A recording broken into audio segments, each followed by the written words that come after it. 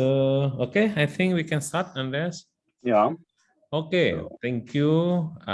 Good afternoon, everyone. And selamat pagi, guten Morgen for Andreas in Hamburg, yeah. So, I wish you are always good, and of course, all students, yeah. Indonesia right now the COVID's running. I mean, the progress of the COVID is decreasing, yeah, very well, and the situation goes to the good one, and yeah, most people can conduct a normal activities, yeah. Okay, so I hope also in Germany. So today, our third meeting, we are together with Dr. Andreas Ufen from Hamburg, Germany. So in this meeting, we will discuss with Andreas on the electoral system in general, yeah.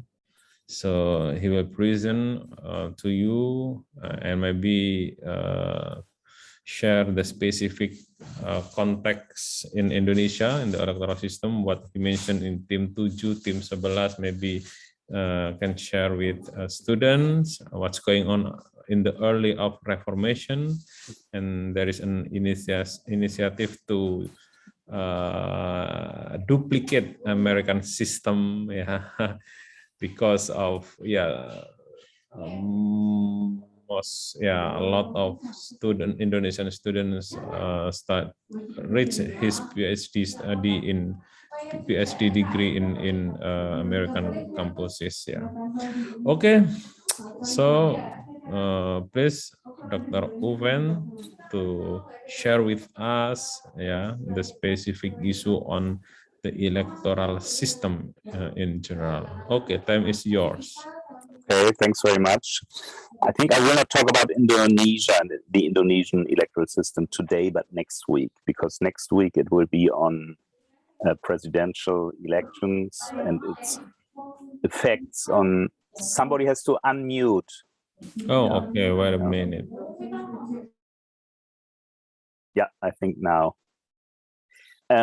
So next time it will be on presidential elections in the Philippines and Indonesia and its effects, for example, on the party system and political parties, on the form of campaigning and so on.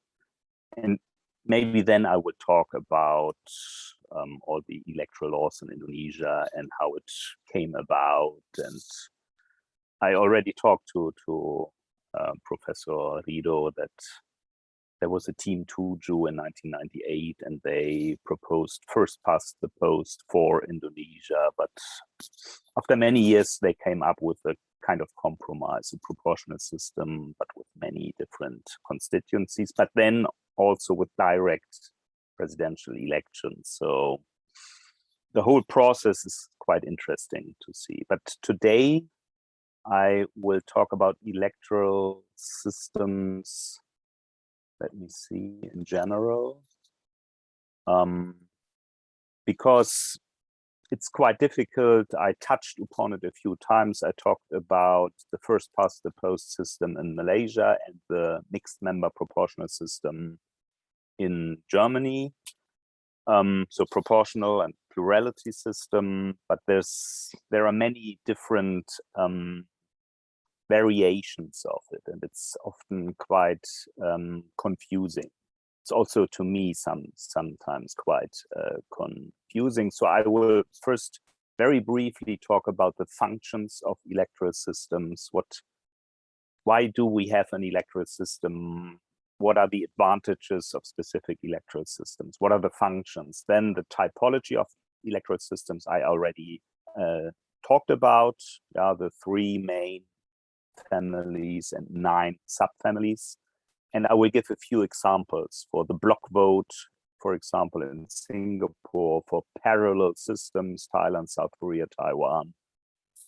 Yeah, maybe some other examples in order to understand it a bit better. And then last time we talked a little bit on the question whether there are trends. Is there a trend towards proportional electoral systems, for example, in Asia, or maybe the other way around? And I was not quite sure last time. I was referring to Ben Riley. And well, I'm still a bit uncertain if there really is a trend, but we will see that. There are some minor trends at least, but I think there's no general trend, not worldwide and not in Asia. So what are the goals of elections? Yeah, they should give a clear result. Yeah, they should maybe reflect nuances of public opinion. That is a question. Are these the goals of electoral systems? I would say yes. Should seats be won by those with most votes, or should they be divided between all those who win votes? Should elections lead to a strong government? That's often the case in plurality or majority systems, or more to a kind of consensus politics, a compromise between different parties. Should the representatives have close links to their voters, or is that not that important? Should all voters be treated equally? Yes, of course. Should minorities be represented?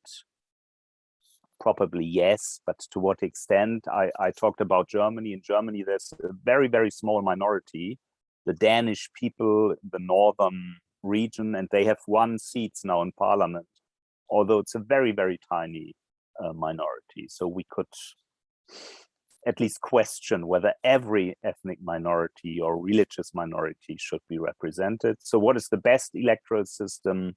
Of course, there is no perfect system. They all have advantages and disadvantages. And well, you have to see in every country what is best for the country with reference to the cleavages, the conflicts that are there. And so when you find the ideal electoral system, you will always have to compromise. But what are the main tasks? I'm referring to, I think I'm here now referring to International IDEA. I'm not quite sure, but I mentioned these websites at the beginning, and could also be IFES. So representation, transparency, and inclusiveness are the main tasks. Yeah. So the voters of the people should be translated into seats, and well, the whole society should be represented in a way. The whole process should be very transparent. Yeah, it should be clear with respect to counting the votes, for example, the campaign, the financing, who is the candidate, who becomes candidate of a party. All these processes should be very transparent. Then the electoral system is good. And it should be inclusive. Yeah, inclusiveness, well, is closely related, I would say, to representation. Yeah, if many different peoples and groups are represented, the whole electoral system is inclusive. Almost everybody is able to vote, and there are no discriminations. But all these points or bullet points are actually quite clear. And representation means geographical representation, ideological representation, party political representation.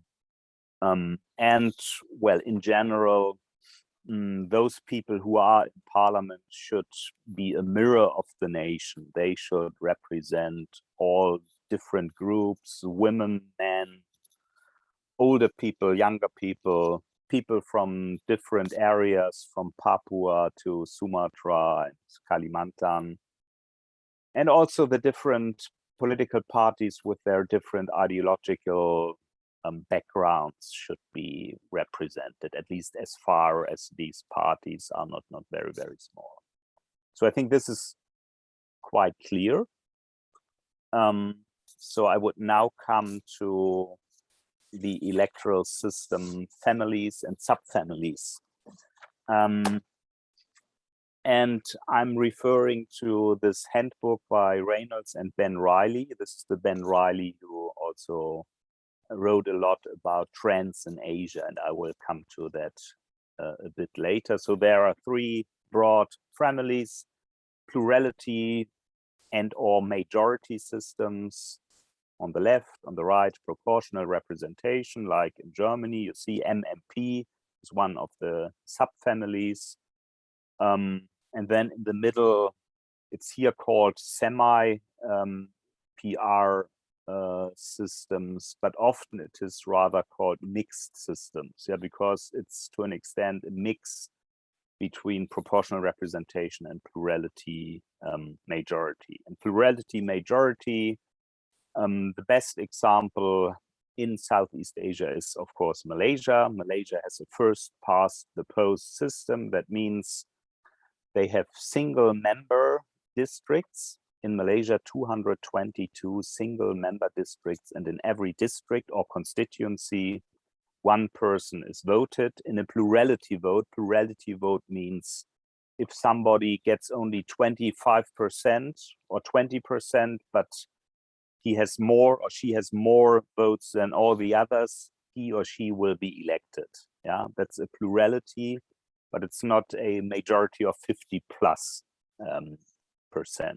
That would be the case in the two-round system. Yeah, you could also see as a subfamily two-round. France, for example, if, for example, in Malaysia, they would say, we introduce a two-round system, then you would have a first round, and then you would have, for example, two candidates. One has 30%, the other 20%. And these two candidates would move to the second round, and then one of them would get more than 50%. So it's a minor difference between FPTP and two rounds, but this minor difference might have quite an impact, because the different candidates in the second round, the parties would have to build coalitions in order to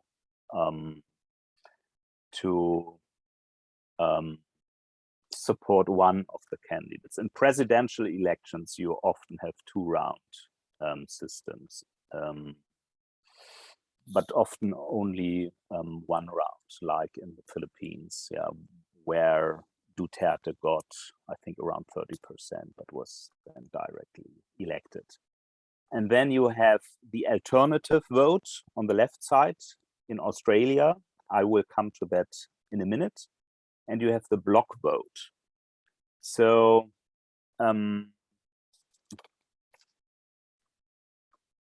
block vote, there are two examples in Southeast Asia. In Singapore, you have a block vote. I will also come to that a bit later. In Singapore, you have a mix of FPTP and block vote. And in the Philippine Senate, yeah, every 3 years, 12 senators are elected in the Philippines, 12 out of 24. And these 12 are elected in a block vote. That means the voter has 12 votes and votes 12 people at the same time as one block. Think about the DPD in Indonesia. You have only one vote. There are 4 seats to be selected in each province for the DPD elections, but as a voter, you have only one vote. That means it would be a so-called single non-transferable vote, because you vote only one person, and if this person is not among the 4 who gets most votes, your vote is actually lost. It's a single vote and it is not transferable to another candidate. Yeah. So now you have in Indonesia for the DPD a single non-transferable vote. But if you would have the chance to vote for 4 people at the same time, it would be a block vote, something like that. I will also come to the so-called parallel systems later, semi-PR or mixed system, parallel systems you have in Thailand, in Taiwan, South Korea. There are a few examples. So let me go to the next slide. I think it's important to differentiate between single-member districts and multi-member districts. In single-member districts, like in Malaysia, there's only one person elected in a constituencies. So in single-member districts, you always have a first-past-the-post system. And in multi-member districts, you have these different options. As I said, for the DPD, you have a single non-transferable vote. You vote for one, maybe the vote is spoiled because the candidate is not among those selected. And then you have the block vote.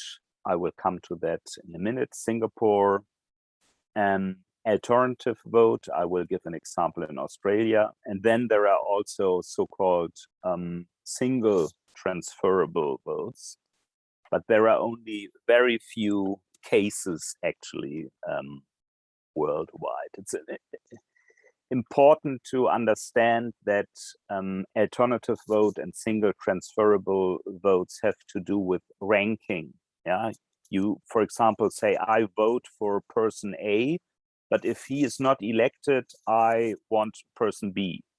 And if B is also not elected, I want C, something like that. So you have a single vote in Ireland, for example, and you can transfer this vote to another candidate if the first one is not selected. It's a bit difficult. I will give an example. Let me see, for the alternative vote in Australia. For me, it's also new. I read this a few days ago. It's also on one of these pages. I think I have this from IFES. So in Australia, you have, for example, 1, 2, 3, 4, 5, 6, 7, 8 candidates. And then you vote for the first time and you get these votes in the first count. And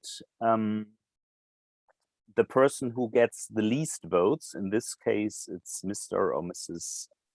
Bailey with 187 votes, then you kick out this one. He or she is excluded in the second count, and the 180 votes are then given to the other 7 candidates, according to the ranking of the voters. So, for example, Mr. or Mrs. Gibbs then has in the second round 4,380 votes. That means he or she got 34 votes from Bailey, and Newell has 44 votes more from Bailey, and so on. And then in the second round, you again exclude the one with the least number of votes, in this case, Leggett with 294. And then you give these 294 votes to the other than 6 candidates who are left. And so you go on like this. And at the end, you have 2 candidates, Newell and Blunt, in the final count. And Newell has won with 34,000 something votes.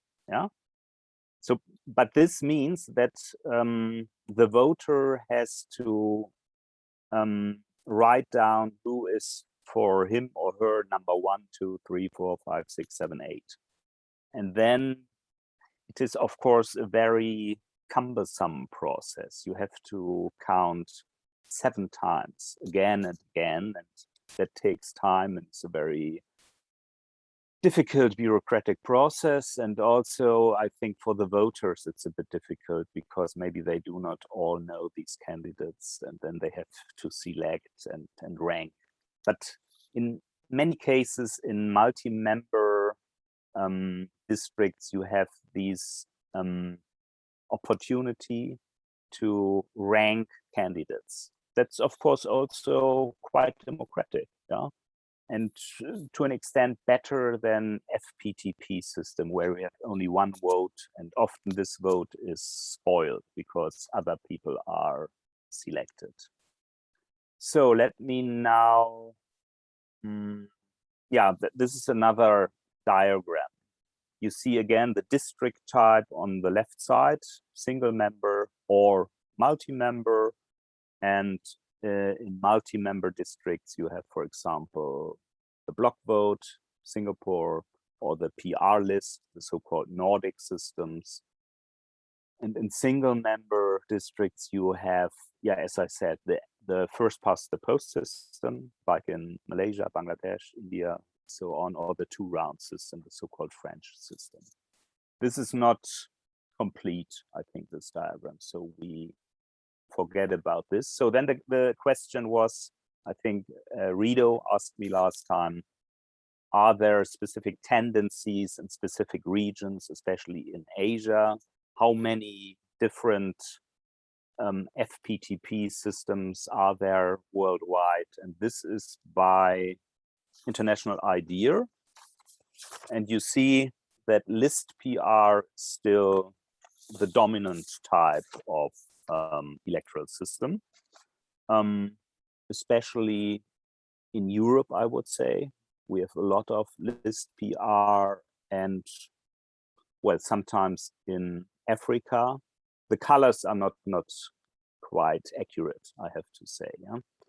So, but the reddish color means list PR on the right side, and then you have a lot of FPTP in America, of course, in Africa also. The former British colonies often have FPTP. A few parallel systems. Germany is also seen here as a parallel system. I would say it's more list PR. And then the other systems are not really important. So it's enough, I think, if you have heard about alternative vote, yeah, Australia, or STV, single transferable vote, is in Ireland, and single non-transferable vote. There are also only a few cases. Yeah, MMP is in Germany and in New Zealand and somewhere else. And this is only for the first chamber. I just talked about DPD in Indonesia. This is only about the first chambers, the national parliaments. So like DPR in Indonesia. And if you look at this is from 2004, you see that there are some, of course, tendencies. I mean, if you look at Asia, you have a lot of parallel systems, 8 out of 26. TRS means two-round system. Yeah, that means you have a second round, but it is actually almost like first past the post. What else is typical for Asia? I think the parallel systems, and not a lot of list PR. Whereas in Eastern Europe, you have 13 out of 23 with list PR and 7 parallel systems. That's quite interesting. Also in Western Europe, as I said, list PR is dominant, 15 out of 26. Only one first past the post system, I think United Kingdom. So this is only Great Britain, yeah, the United Kingdom with first past the post in Western Europe. And then in Oceania, you have a lot of first past the post in the Americas, but also a lot of list PR, I think, in Latin America. And in Africa, it's a mix. I think it has to do with different colonial legacies, French, British, Portuguese, whatever. So, and then the question is always, which electoral system is better for the development of democracy or the deepening of democracy? And in Europe, we like to think that it is the proportional system. Yeah, but maybe it's wrong. So if you look at ranked democracies, I mean, those democracies that are very well ranked according to Freedom House and and all these institutions, you see that most very well-developed democracies have a list proportional representation system. What else then? Yeah, only Canada has a first past the post system among these 15. Yeah. Strangely, Ireland and Malta with single transferable vote. But I think we don't need to over-interpret this. Yeah, this is maybe or the development of democracy is not a result, firstly, of the electoral system, but I think there are many, many other factors, and this is maybe only one minor factor, if at all. So I now come to Singapore, because Singapore has a strange and interesting mix of first past the post and block vote. So Singapore votes 93 members of parliament. Yeah, it's a small parliament, 93. It's also a small country, and they are directly elected. But the thing is that 14 constituencies are single member constituencies. Yeah, that means 14 people are elected with a plurality vote, like in Malaysia. I mean, Malaysia and Singapore have the same colonial legacy. They belong to the same country for a few years. So they had the same electoral system, but then Singapore reformed its system a few times. And now they have these 14 SMDs, single member districts, and they have 17 so-called group representation constituencies. That means in these constituencies, you vote for 2 to 6 MPs, but it's not like Indonesia. In Indonesia, you have 3 to 10, I think. In Singapore, you elect them as a block. Yeah, you elect 2, 3, 4, 5, 6 people at the same time from the same political party. You cannot choose between different people. So you vote one block, actually.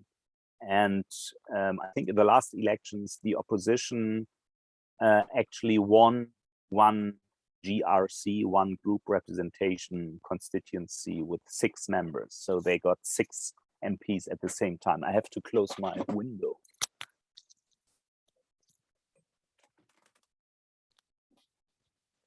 Because it's raining. So I will show you here. So you have 14 SMCs, single member constituencies, and 17 GRCs, and they together vote 1993 MPs. That was in 2015. And let me see.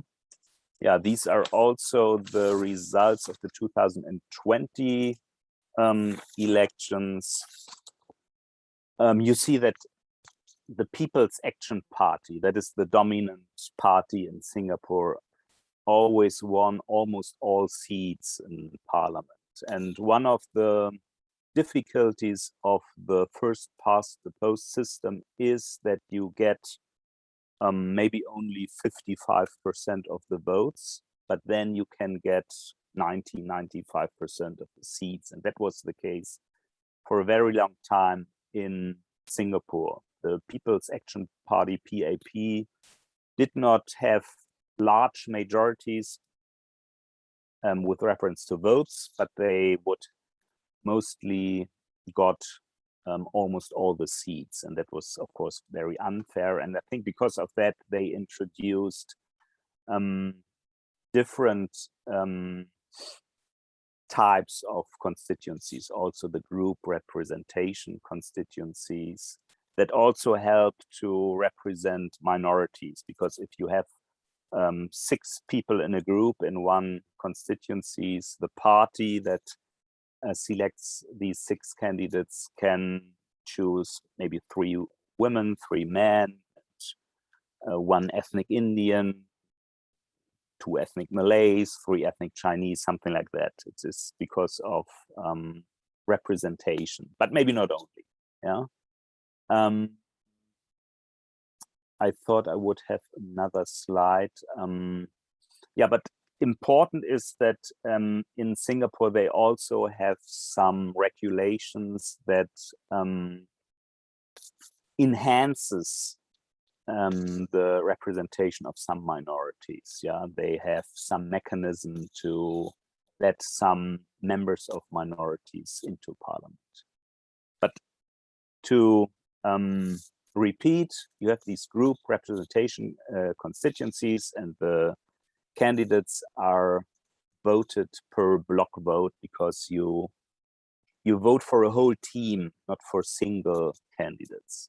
Yeah, whether this is an advantage, I would not really know. I think the PAP has reformed the electoral system a few times to guarantee their hegemony, but also to enhance the representation of some minorities. Yeah, because they realized in the 1990s and especially in the 2000s that they have to reform something, otherwise people would be very unsatisfied with a system that is not really democratic. So now I would come to Thailand, because Thailand is also very interesting. It has a parallel system. Here it is stated MMP, mixed member proportional. I'm not quite sure if this is really mixed member proportional. There are other depictions of the electoral system in Thailand where they state it's a parallel system. Yeah, only here it is said mixed member proportional, but at least it is a mixed system, a parallel system. I would like to explain that. You know, in Thailand, they have reformed the constitution, I think, maybe 17 times or something like that, because they have always these military coups. There was a coup in 2006, then there was the coup in 2014, and every time they change party laws, but especially the electoral system. Yeah, and this time the electoral system was, of course, a result of the machinations of the military regime. Yeah, and we will see that in a minute. So there is something that I also do not understand fully, I have to say. Because it is stated that it is a fused vote. Yeah, I did not fully understand. Yeah, there are two separate types of seats that are filled in this new system. Because of that, it's a mixed or parallel system. But voters make only one fused choice on the ballot. A voter's mark on the ballot will now indicate their choice of a constituency representative and their choice of a political party at the same time. Maybe we understand it a bit better in a minute. I have difficulties to see my own slides because I cannot see the full screen. But in the last elections, in 2019, 2020, I think it was, there were, of course, there are two chambers in Thailand. There's the upper house or the Senate, and because it's a military regime, the members of the upper house are chosen by a committee under the military regime, a junta appointed committee. So it's, the Senate is not elected in free and fair elections, but it is chosen by the military. So that means Thailand is not really a democracy. It's at best a half democracy, but I would rather say it's an electoral authoritarian system. It's an authoritarian system with elections, but these elections are not very democratic. Yeah. So, and the first chamber is the lower house, House of Representatives, with 500 seats. And well, in the last elections, there was the military-dominated party, it's Palang Pracharat. They got 118 votes, and then there are a few opposition parties like Pheu Thai. Pheu Thai is the party of Thaksin, and then the Thaksin people.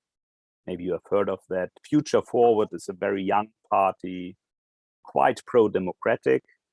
And then there are some older parties like the Democrat Party. The Democrat Party is, well, quite conservative and is part of the regime coalition. But this first chamber with 500 seats has two different components. Yeah, you can see that on the right side at the top.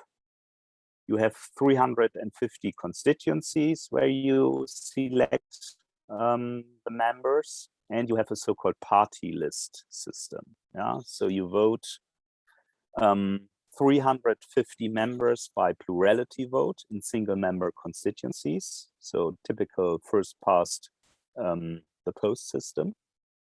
But you have also the party list component with 150 seats, and they are elected through a closed list proportional representation system. Like,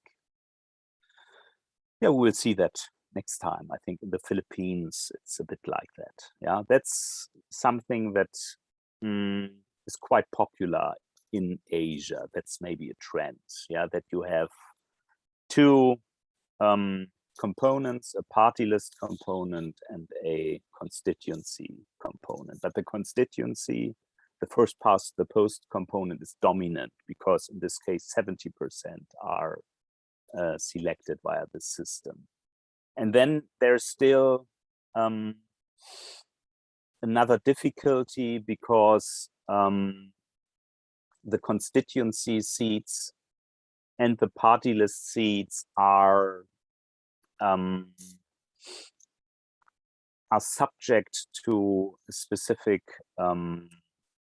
translation of votes into seats. Yeah, and according to the 2011 system, the Pheu Thai party, for example, the Thaksin party would have got did get 265 seats, but now, according to the new formula, they only get 224 seats. So the formula to count the votes and to transfer it into seats has been changed in a way that the military dominated party gets a majority. So, but important is that it is a parallel or mixed system with two different components, and there are two other examples, at least. The other example is Korea. Korea is a semi-presidential system. They have a president and they have a prime minister, but the president is quite strong. It's more presidential than parliamentarian, but that's not important. They also have a parallel system concerning the first chamber. They elect out of 300 members of parliament, 253 by plurality vote in single member districts or constituencies, and 47 through a closed list proportional representation system. So in Thailand, 350 and 150, and here it's 253 and 47. Yeah? Parallel system, but very much dominated by the first past the post logic. Yeah, 253 members. So yeah, there are actually two dominant parties, the Democratic Party of Korea in blue and the United Future Party in red, and they together win almost all constituencies, but that's not really important here now. Then another example is Taiwan.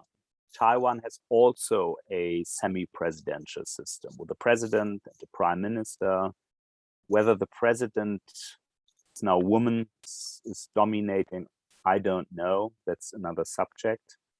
But it's semi-presidential, and they also have a first chamber, the legislative yuan.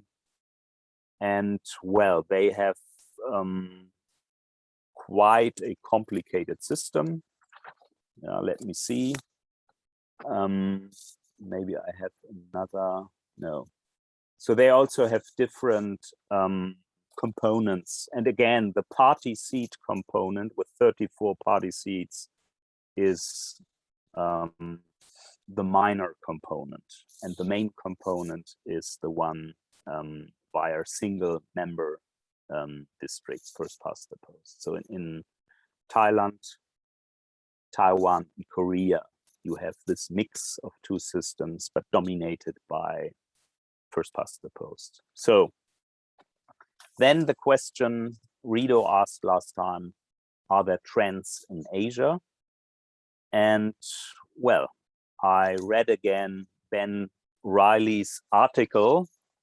The article is stated here: democratization and electoral reform in the Asia Pacific region. Is there an Asian model of democracy? And Ben Riley says, yes, there is an Asian model of democracy. You could also say a model of specific electoral reforms. I'm not that sure. Yeah, I think maybe Ben Riley has or overestimates these trends. But I think this article is a very nice one and you should read it. So Riley first quotes other authors like Koloma. Koloma in 2004 said there's a clear historical tendency towards greater proportionality in electoral system choice globally.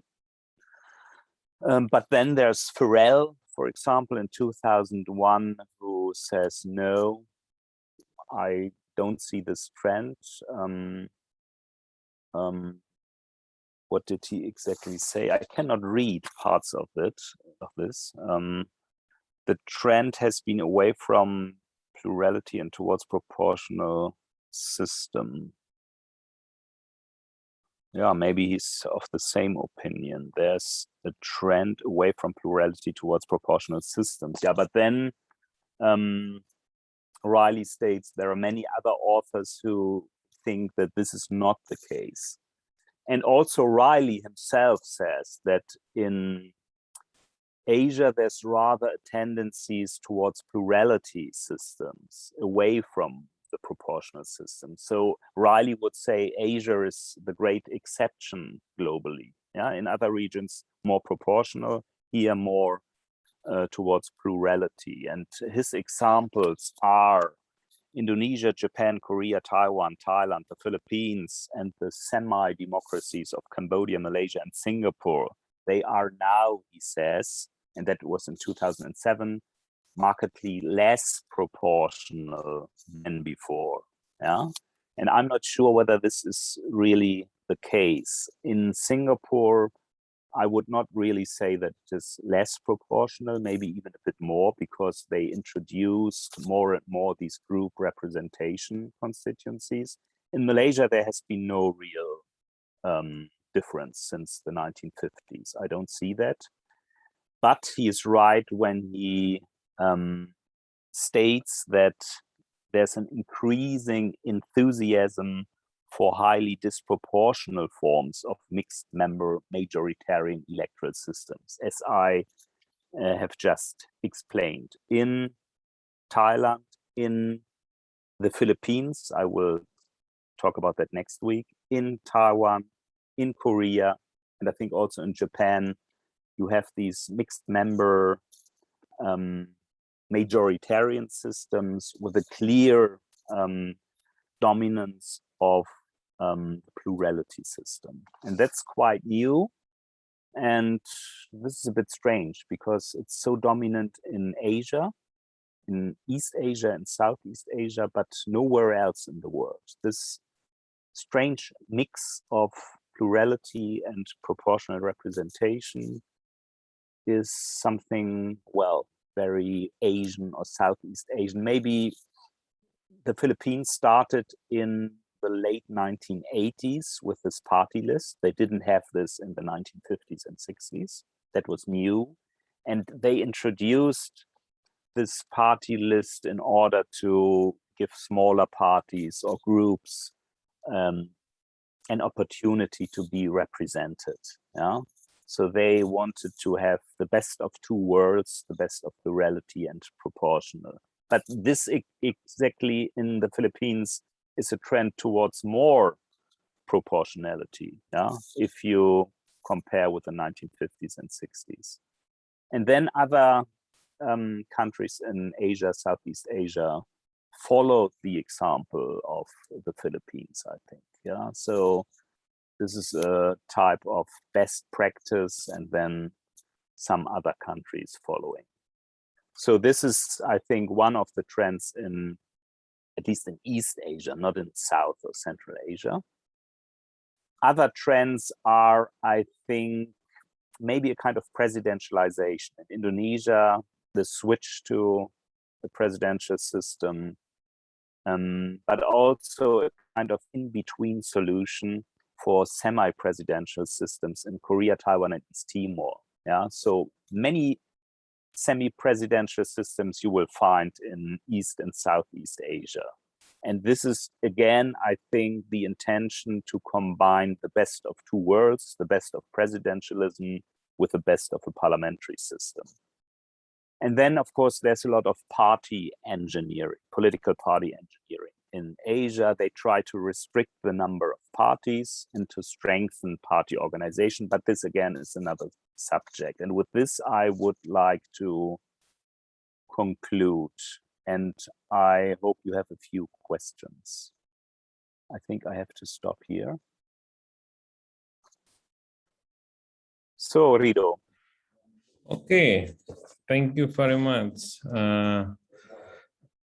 Andreas, for your interesting and updating information and some analysis, mainly in Asia, yeah, in Asian countries. East and Southeast Asia, yeah. In Southeast So Asia, if Riley talks about Asian model, he should have said East Asian model, including Southeast Asia, I think.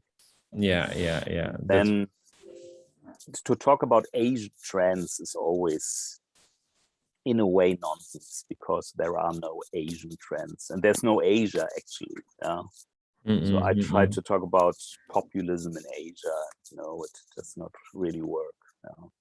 Because the whole region is so diverse and has so many different religions and cultures and colonial legacies and so on. Maybe in Southeast Asia, to an extent, there are some similarities. Yeah, of course, if you look at how probably the Philippine electoral system has had an impact on the new electoral system in Thailand. So sometimes they learn from each other.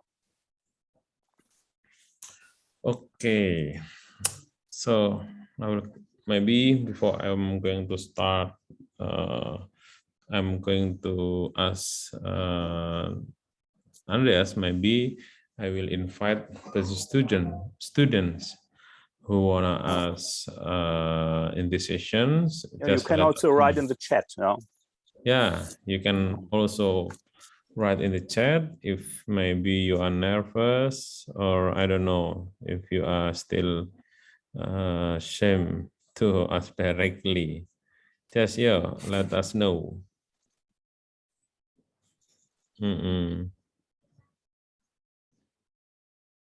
Anyone, student?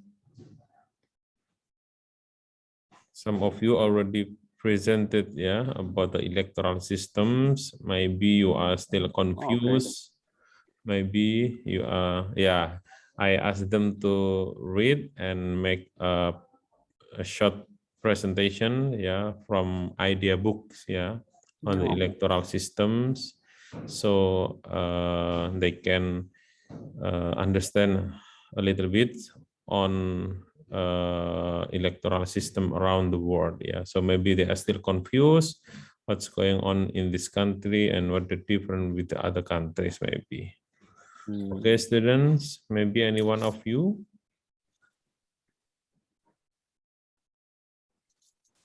who already presented today,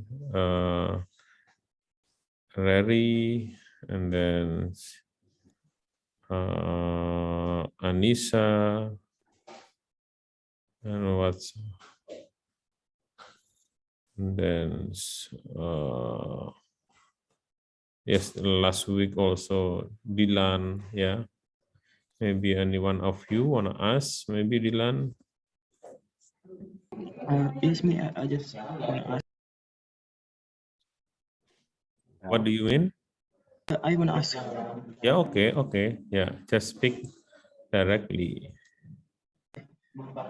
First, if any, what if Indonesia change the electoral system in Indonesia, and if the Indonesian one change the electoral system, how mechanism uh, of the change of it? Maybe Ridho can help me. Bagaimana misalnya Indonesia mau mengubah sistem sistem pemilihannya, electoral sistemnya, hal apa atau impact apa yang didapat Indonesia, terus bagaimana juga hal itu kita asumsikan terjadi gitu. Okay. So how can the electoral system in Indonesia be changed? And Yeah. what kind of impact could that have? That's right. Okay. Okay. Yeah, I mean, the electoral system has been changed a few times. It is changed by the DPR, I think, with the electoral laws, but maybe you think about civil society impact, Perludem and others. Yeah. So, and maybe you also would like to talk about what kinds of reforms would be good for Indonesia, or what kind of electoral system. I mean, if you want to change the electoral system, you have to talk to members of parliament, to lobby the parliament, to find coalitions outside of parliament together with factions or fractions of political parties, and then you may be able to find majorities in parliament. But this happened from 1998 onwards, yeah. And if you want to know more about that, Horowitz has written a very nice book on constitutional reforms. You can also find it on the internet. And he wrote about the different interest groups that discussed electoral reforms in 1998 with the Team Tuju and some NGOs, sometimes also foreign NGOs who have had an impact. And then there were the different parties who, of course, had different interests. The bigger parties were inclined to have a first past the post system in 1998, especially Golkar, but not PDIP, as I have read. And strangely, the only smaller party that supported FPTP was what's the name of it? The Mashumi successor. What's the name of it? There we go. The smaller party by the justice minister at that time, 99. The Islamic party, the smaller Islamic party. The name of it, Ridho, do you remember? They wanted first past the post, but all the others then wanted a proportional system. And because there were different groups with very different interests, they found a kind of compromise. That means a proportional system, but with many constituencies. Yeah, that was after 99. In 1999, there were only, I think, 27 constituencies. It was much more proportional, no threshold. So they had many, I think 48 parties were in parliament. That was, of course, too much. Then they changed electoral laws in order to reduce the number of parties. with thresholds, and the thresholds got higher and higher, and they then had more constituencies, 77 and now 80 constituencies. And if you have a lot of constituencies, it's a bit more like a majoritarian system, or it's in between majoritarian and proportional. So this is a typical compromise. That's often the case in young democracies. In young democracies, you have different groups and they fight, and then they come up with a compromise. I think this is also one of the reasons why you have parallel systems in many countries, because the more maybe pro-democratic, not well represented groups want proportional representation, and the old elites want first past the post, and then they give them a few party list seats, like in Korea, Taiwan, the Philippines, Thailand. Yeah, that's often the case. But if you want now to again reform the electoral law, you need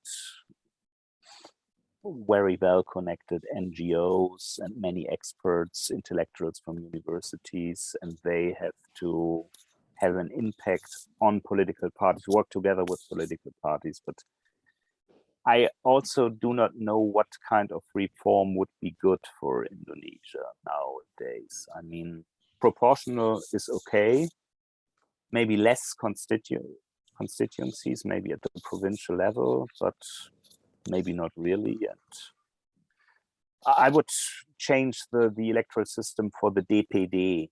Yeah, I think maybe something like block vote or alternative vote would be, or second round, something like that. I don't know.